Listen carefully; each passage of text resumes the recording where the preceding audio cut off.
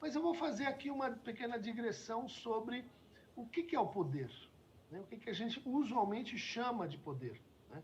E a palavra, assim, a disputa pelo poder é uma coisa, assim, suspeita, né? A gente não deve disputar demais o poder, porque isso denunciaria o quê? Afetos morais que a gente não gosta de reconhecer, como a ganância, né? Como o desejo de ter mais, ou como o desejo de possuir prerrogativa. Sou eu que faço o discurso, não é você. Né? Quer dizer, o poder ele tem duas faces, vamos dizer assim. Uma face diz respeito à força, né? Ou seja, dispor dos meios de coerção, dispor dos meios de mando, dispor dos meios de decisão, né? Então a gente brinca assim: tenho a caneta, eu chego lá, sou eu quem assino, sou eu quem decido, né? Como a gente viu no episódio anterior, desmarca a reunião que vocês estão planejando, porque eu vou fazer do meu jeito. E muitas vezes esses choques que se tornam um pouco irracionais, que a gente não entende por que para o bem dessa empresa, a reunião devia acontecer tal como marcada. Mas aparece um atravessamento daquela pessoa que diz, não, eu que mando aqui. E ela, aparentemente, está fazendo uma coisa chamada exercício de poder. Né? O exercício de poder é uma, vamos dizer assim, encenação, é um conjunto de atos que tem por objetivo simplesmente reafirmar aquele que possui o poder. Isso é profundamente irritante, porque mostra o lado, vamos dizer assim, irracional do poder. Mostra que aquela pessoa, ela está achando que o poder é como uma caneta que a gente tem, e não uma relação que acontece entre pessoas, entre empresas, entre partidos, entre grupos sociais, né? Ela tem, vamos dizer assim, uma concepção infantil, equivocada, simples demais do que é o poder.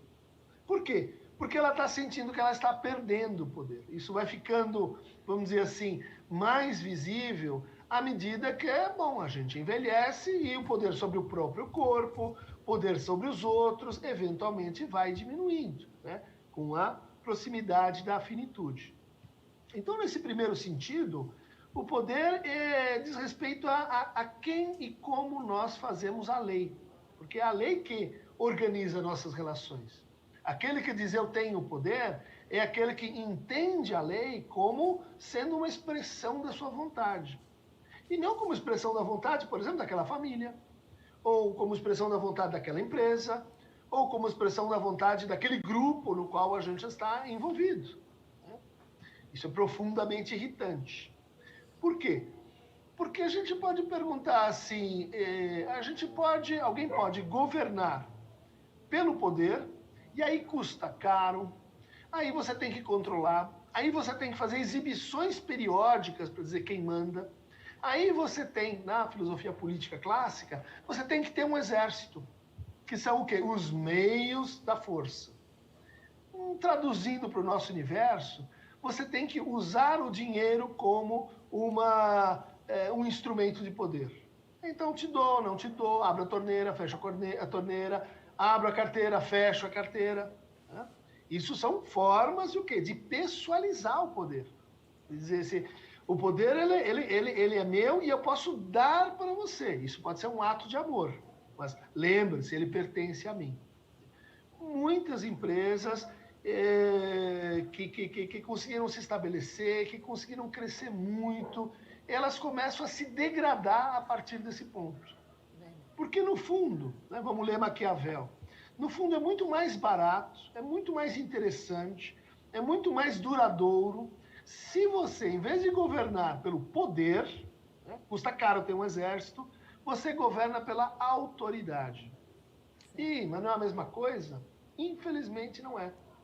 Olhe em volta e a gente vai ver, tragicamente, assim, com vergonha alheia, pessoas que têm muito poder, mas pouca autoridade. A gente tem medo dessa pessoa. A gente obedece o que ela faz, mas a gente não interioriza a lei que rege a ação dessa pessoa. A gente não reconhece essa pessoa como alguém lúcido, racional, como alguém que, enfim, você queria ser como essa pessoa. Não. Essa pessoa, ela está encantada com a sua caneta, ela está apaixonada pela sua caneta, né? Ela não tem autoridade. Mas o que é autoridade? Autoridade vem de uma palavra em latim que remete à autoria. Ou seja, a autoridade tem que ver com fazer algo novo. Por exemplo, autor de um livro, né? Autor de uma invenção científica, né? Autor de uma obra, pode ser uma obra de indústria, uma obra de empresa. Tá? Bom, como que a gente adquire autoridade? Né? Como que alguém, por exemplo, né? Já tive aula com professores que o sujeito entrava na classe e ele não fazia nada, mas o silêncio era absoluto. Os alunos pareciam estar em oração gregoriana, né? E o sujeito falava e dava lá a sua aula, e a mesma coisa em reuniões de departamento, em reuniões de empresa. Como as pessoas adquirem essa propriedade mágica de ter a sua palavra respeitada? Não a caneta, a palavra, né? Ou seja, o que você diz, a sua opinião, a sua leitura de mundo. Primeira regra, e ela é meio óbvia, né? É a seguinte: a gente adquire autoridade renunciando a exercer o poder. Ou seja, poder e autoridade são quase opostos. Vamos pensar assim, quando a criança é pequena, você vai lá, ela faz uma coisa errada, você pode dizer, tira o seu brinquedo, te dou um castigo. Por quê? Você tem a força, você tem o poder, né? Ou você pode trocar isso por vamos conversar. Porque sim, porque não, te convenço, não te convenço. Ah, tá bom. Eu estou referido ao final a uma lei que não é minha, mas que é uma lei que compreende a todos nós, que é a lei, nesse caso, da razão, né? A razão não é minha porque eu sou o pai. A razão é porque você argumentou, porque você me convenceu, porque você trouxe os melhores argumentos e porque eu cedi. Olha só, a autoridade ganha quem reconhece. Ah, os clássicos disseram isso. Ah, os entendidos disseram aquilo. A lei, os advogados falaram outra coisa. E eu sei obedecer. Se eu sei obedecer, eu curiosamente adquiro a possibilidade de mandar. Mas mandar com autoridade. O que é o poder exercido da forma equivocada? É aquele poder que não é reflexivo. Eu só mando, eu nunca obedeço. Quando a lei está contra mim, quando as regras que eu mesmo fiz se aplicam a mim e eu digo, não, para mim não vale, eu estou perdendo autoridade. Quando eu xingo, quando eu entro em cólera, quando eu digo, não, eu queria que as coisas fossem assim porque eu sou uma pessoa mais experiente, eu criei essa empresa, são discursos em que você está jogando sua autoridade fora. Por quê? Porque você está associando ela com a sua pessoa. Bom, vamos pensar o que está acontecendo nas disputas de poder dentro de uma família, né? Há disputas em que um joga o jogo do poder, o outro joga o jogo da autoridade. Um irmão saca que as coisas funcionam de um jeito, o outro irmão saca que as coisas funcionam de um segundo jeito. O terceiro irmão diz, olha, aqui não tem lugar para mim, mas se eu sair, olha lá o terceiro, se eu for estudar fora, se eu for trabalhar numa outra empresa, se eu aprender a obedecer, eu vou chegar aqui com mais autoridade que vocês dois.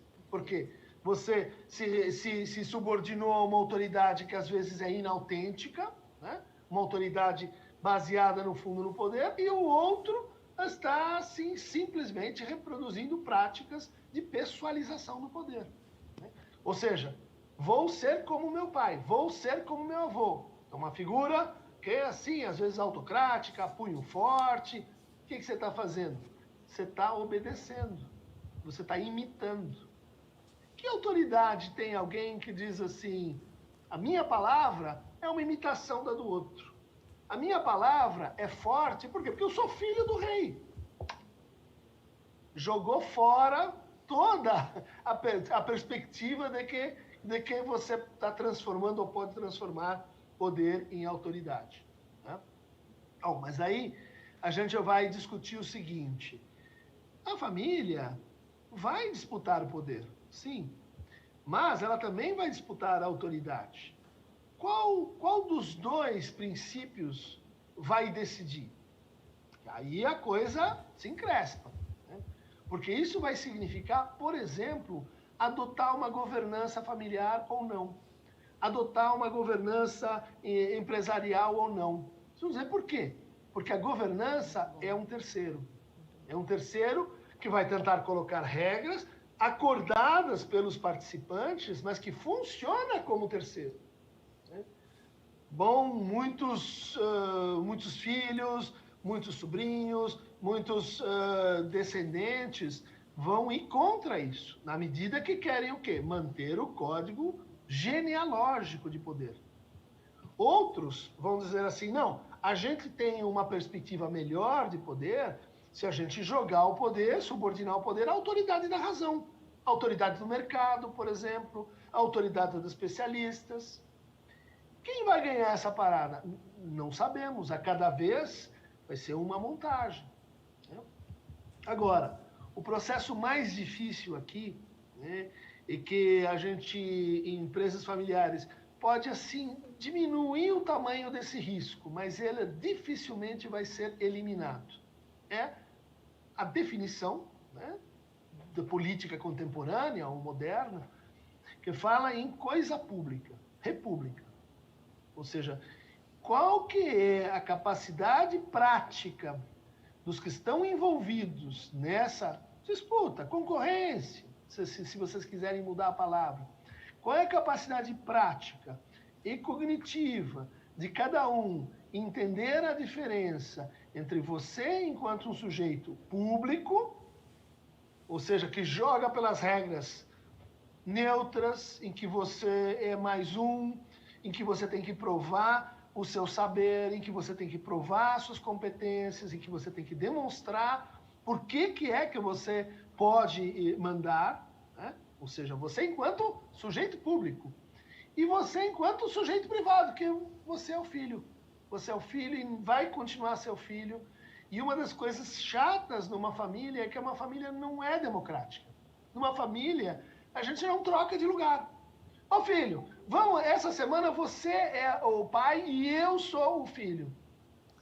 Não, porque mesmo esse jogo está presidido pelo fato de que o pai é o pai, ele não muda de lugar com o tio, ele não muda de lugar com o sobrinho, e ele tem identidades fixas dentro da família.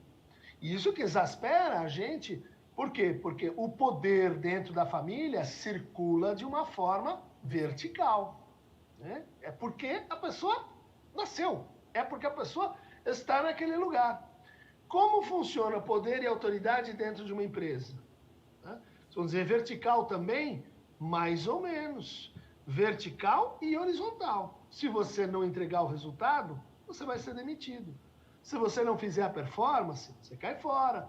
Você vale pelo que você faz. Compare-se com você vale pelo que você é. Como se você vale pelo que você é, você vai ser sempre meu filho. Eu vou te amar infinitamente, porque você é meu filho. Mas qual a diferença entre o amor pelo que você é e o amor pelo que você faz? Podem juntar aí as duas conversas. Né? O amor pelo que você é tem que ver com poder e exercício, inclusive no início, corporal de poder. O amor pelo que você faz, né? O respeito, o reconhecimento pelo que você faz, depende do quê? Da sua autonomia. Então, a gente desdobra essa conversa em duas coisas diferentes, né?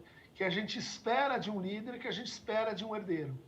Ele tem que ser independente, ou seja, ele tem que ter reduzido muito a sua relação de dependência com papai, mamãe, e o amor que, inclusive, ela precisa aqui, e ela tem que ter conquistado a autonomia.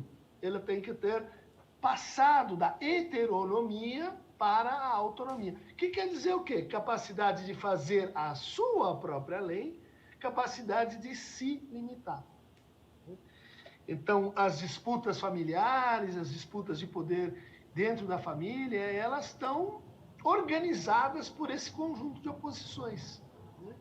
Quem mais independente, quem mais dependente. Quem é mais autônomo, quem é menos autônomo. Quem é reconhecido pelo que faz, quem é reconhecido pelo que é. Quem gosta de exercer o poder, quem gosta de trabalhar com autoridade. Conflito, pau. Isso não está resolvido na política contemporânea, isso não está resolvido na política moderna, por que estaria dentro de uma família?